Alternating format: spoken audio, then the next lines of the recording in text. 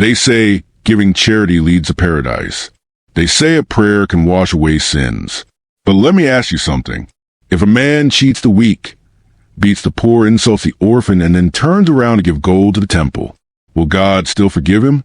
The rich believe so. They believe God is blind. They believe their prayers rise higher than the cries of the broken.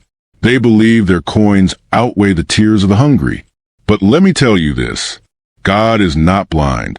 God is not deaf. And sometimes his judgment begins right here on this earth. This is not the story of the rich. This is not the story of those who hide behind wealth and prayers. This is the story of a forgotten child, an orphan, a boy with nothing. And yet, one night, one act of kindness will weigh heavier in heaven than all the riches of the arrogant. Stay with me, because what happened next will send chills down your spine. The rain did not fall that night. It roared. It beat down on rusted rooftops. It pounded against wooden stalls in the marketplace. It drowned the cries of the city, swallowing every sound in its furious drum. Thunder tore across the sky like a blade. Lightning flashed, painting the world in cruel white for a moment before plunging it back into black. And there, in that blackness, sat a woman. Her name was Amina. She pressed her back against a wooden stall that once sold roasted corn. Now, it was only splinters and mud. Her dress clung to her skin, drenched. Her hair plastered to her cheeks. Her lips trembled as she clutched her swollen belly. 9 months pregnant. Alone. Her voice drowned in rain.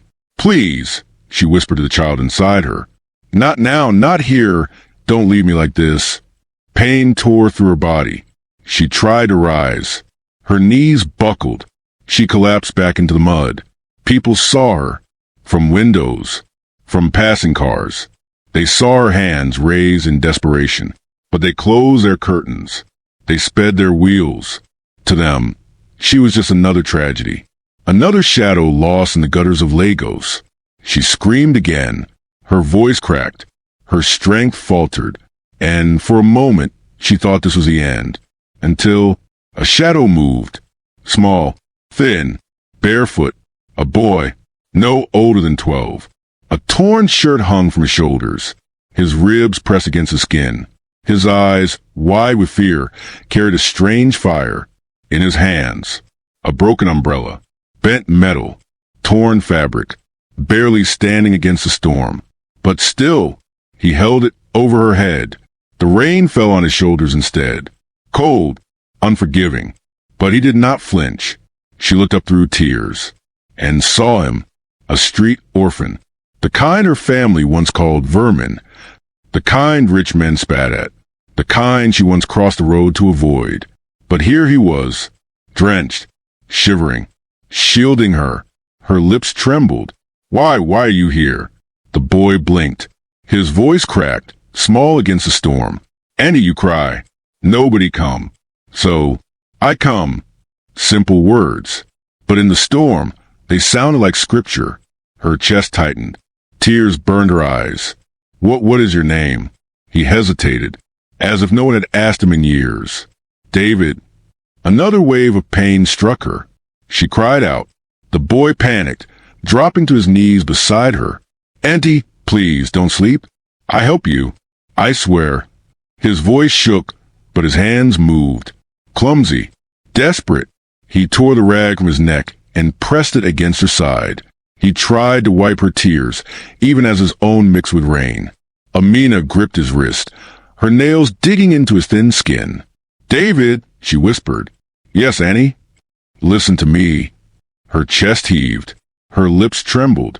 "You are not who you think you are." The words struck him harder than thunder. His whole life, he believed he was no one, abandoned, forgotten, a piece of trash the world had thrown away. But this woman, this stranger, looked at him as though she knew him. What do you mean?" His voice shook. She gasped for breath. Her words cracked. "You were not abandoned by accident. Someone wanted you gone. Someone powerful. Someone tied to me." Lightning split the sky. His heart raced. "Who? Tell me who." Her lips trembled. She tried to speak, But pain stole her voice. Her nails dug deeper into his wrist. "Find the man with the scar. He knows. Tell him." Amina said the truth must come out. Her head slumped back. Her body shook. Her eyes rolled shut. David panicked. "Auntie! No! Please, don't go!" He shook her gently. His tears fell on her face. He pressed a small hand against her belly, praying the baby still moved. Cars passed. People stared. They shut their curtains. Only he remained. Only this orphan child refused to leave.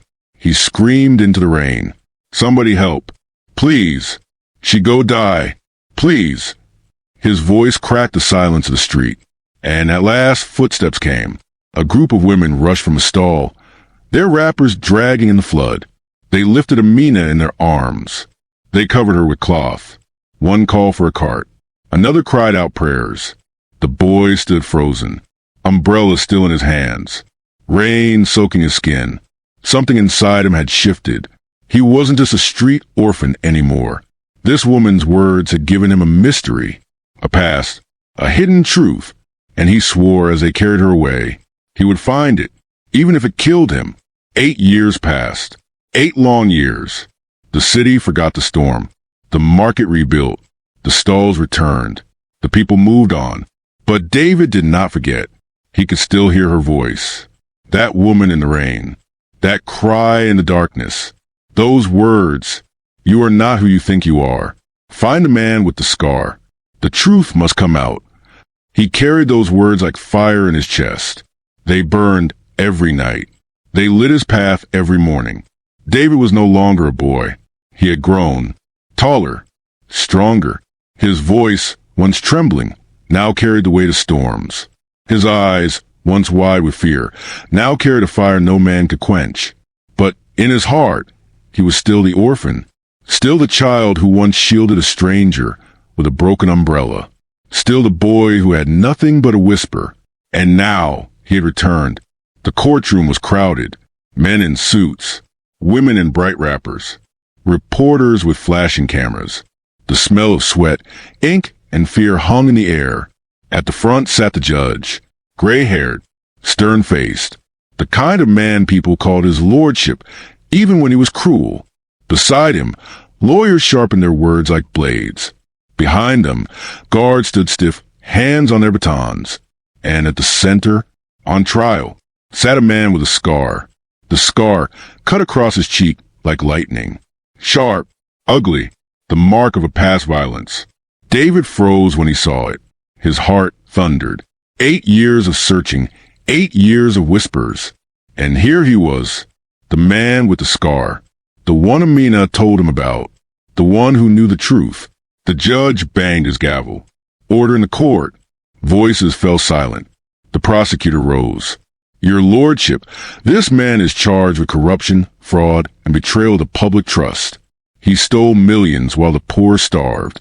He built his empire on the backs of the weak." The defense lawyer cut in. "Objection! These are wild accusations. My client is a respected man, a businessman, a provider for this city." The judge lifted his hand. "Silence! We will hear the evidence." The crowd buzzed. Some whispered. Some hissed. Some laughed bitterly. David sat in the back, his fists clenched. He wanted to stand. He wanted to shout, to tell them what he knew. But he remembered Amina's words. "Not yet. Wait. The truth will come out." And so it is in life. The wicked rise. The wicked feast. The wicked build palaces on bones. But God waits. And when the time comes, he brings them into the light. Not in secret. Not in silence. But before the eyes of all. And so it was that day. The courtroom became a stage. And every lie began to tremble. The prosecutor called the first witness. An old woman. Her back bent. Her eyes sunken. She walked with a cane, trembling as she swore her oath. "Tell the court what you know," the prosecutor urged. She lifted her face, her voice shaking. "This man, he threw me from my land. My husband, he begged for mercy. They beat him. They burned our crops. We lost everything. We lost our son." Gasps filled the court. The man with the scar smirked. The defense lawyer rose, sneering. This is nonsense. Just a bitter peasant with no proof. Your lordship, I urge you to. But before he could finish, a voice rang out. Enough! The court turned. David stood. His voice cut through the noise. His eyes burned. He walked forward, each step steady, heavy, unshakable. I have proof. The judge frowned. Who are you? David's chest heaved. His voice did not tremble. I am the boy you left to die in the streets. I am the orphan your cruelty created, and I have carried the truth for 8 years. The crowd erupted. Reporters scribbled furiously. Gasps turned to shouts. Shouts turned to questions. The judge banged his gavel. Order! Order! David turned to the man with the scar. His fists clenched. His voice thundered. You remember me, don't you? The man with the scar stiffened. His smirk faded. For the first time, fear flashed in his eyes. And so the powerful tremble. Not at armies, not at wealth, but at truth. Truth is the weapon no sword can silence. Truth is the fire no water can quench. And when it comes, even the mighty bow, David lifted something from his coat. A letter, torn, faded, but still legible. He held it high. This letter was written by Amina, the woman you left to die, the woman who whispered the truth before her last breath. She told me everything. She told me who I am. And she told me, you were the one who tried to erase me. The courtroom froze. The judge leaned forward. What is written in that letter? David's voice broke, but he read. She wrote, David is not an orphan. He is the blood of the powerful. Hidden, stolen, thrown into the streets to rot. Because if the world knew who he was, empires would fall. The crowd gasped. Shouts erupted. The reporters' pens flew like daggers. The judge slammed his gavel again. Order! But order was gone. The truth had broken its chains. The man with the scar leapt to his feet. Lies! All of it. This boy is nothing. Nothing. David's eyes locked on him. His voice cut like thunder. Nothing? Then why are you afraid? Why does your scar burn when I speak? You tried to bury me. But here I stand. Not by your mercy. By God's justice. And so the orphan rises. The child they spat on.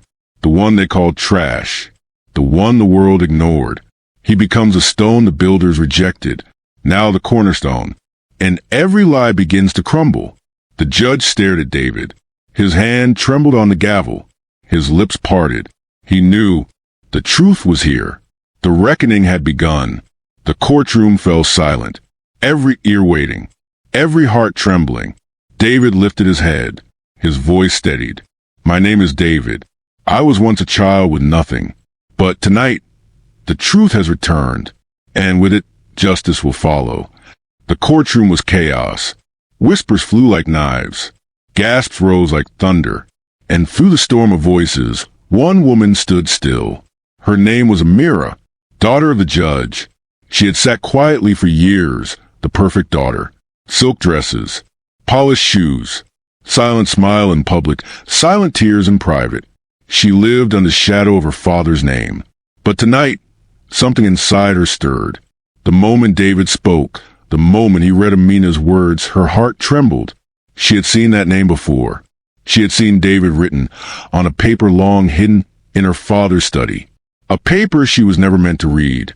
Her father's gavel thundered again. Enough!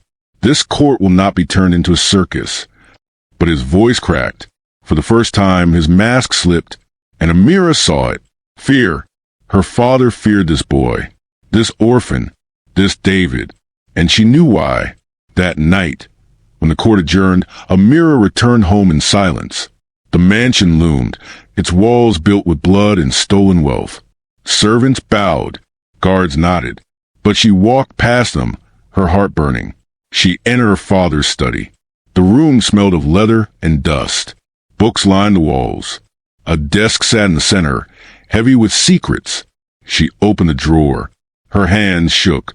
There, beneath layers of papers, lay the letter she had once glimpsed, the one that never left her memory. She pulled it out. Her eyes scanned the faded ink. David, born of blood, not meant for the streets, hidden away, erased, so the empire would remain untouched. Her breath caught, her knees weakened, her world shattered. David was not just some orphan. He was blood tied to her own family. She stumbled back, clutching the letter. Her father's voice echoed in her head. Forget what you saw, Amira. Some truths are poison. If you value your life, your silence will be your salvation. But now silence was no longer possible. The next morning, she returned to the courthouse. David was there, standing outside, staring at the gray walls as if they were mountains. The man with the scar glared at him from a distance, guards circling like vultures. Amira walked toward him. Her voice trembled. David. He turned, his eyes, sharp as blades, softened for a moment. Why do you know my name? She hesitated. Then, with shaking hands, she pulled out the paper. This belongs to you. He froze. His eyes scanned the ink. His chest rose, then fell. His lips parted, but no words came. What is this? He whispered. The truth, she said. The truth my father tried to bury. For a moment, silence. Then his voice broke. All these years, I thought I was nothing. I thought I was trash. But you're telling me I'm tied to him. Her eyes filled with tears. Yes, you're not an orphan, David. You are blood. My father's blood. His sin. His shame. His fists clenched. He shook his head, stepping back. No, I'd rather be nothing than carry his blood. She reached for him. No, listen, this is why he cast you out. Because he feared you. Because if the world knew you were his son, his empire would fall. The words hit like thunder. David's breath caught. His chest heaved. His whole world tilted. The judge, the man who sentenced others, the man who held the gavel like God's own hand. That man was his father. The revelation seared him. It was fire in his bones. Hatred, grief, confusion. And yet, beneath it all, something he never expected. A crack in his heart. A whisper. A hunger he never admitted. For a father. Even one so cruel. He turned to Amira, his eyes wet. What about your mother? Did she know? Her lips trembled. She knew, but she died with the secret. My father made sure of it. He made sure no one would speak your name. The ground shook beneath him. The sky felt heavier. The world darker. He was not abandoned by accident. He was abandoned by design. By blood. By the man who should have loved him most. Amira gripped his arm. Her voice broke. You can't fight him alone, David. He has power, wealth, men. He buries evidence. He buries lives. But if we stand together, your truth and my voice, we can bring him down. David looked at her, the girl from the house of his enemy, the daughter of the man who destroyed him, and yet her eyes carried something her father's never did. Truth, light, courage. Slowly he nodded, but his voice was hard. If we stand together, Amira, then know this. There is no turning back. Once this truth comes into the light, your father will fall, and with him, everything you've ever known. Her tears fell. I know, and I am ready. The man with the scar watched from across the courtyard. His lips curled into a snarl. He whispered into the ear of a guard. The boy has found her. They know too much. Tell the judge, it's time to finish what we started. Night fell. The city lights flickered. In the shadows, whispers grew. A storm was coming again, not of rain, but of truth. And this time, the whole world would hear it. The city had not slept. Rumors spread like fire. The judge's daughter had spoken with the orphan, and whispers said the boy was not an orphan at all. The next trial drew crowds from every street. Faces pressed against the courthouse doors. The air was thick with expectation. Inside, the judge sat high upon his chair, but his hands trembled. His eyes darted. The mask of power was cracking, and David knew it. The boy who once had nothing now held everything. Not wealth, not gold, but truth. And truth, when spoken aloud, becomes a weapon no empire can silence. Amira entered the courtroom. She did not sit beside her father. She walked past him, her chin lifted, her step steady, and she stood beside David. Gasps filled the air. The crowd murmured. The gavel pounded.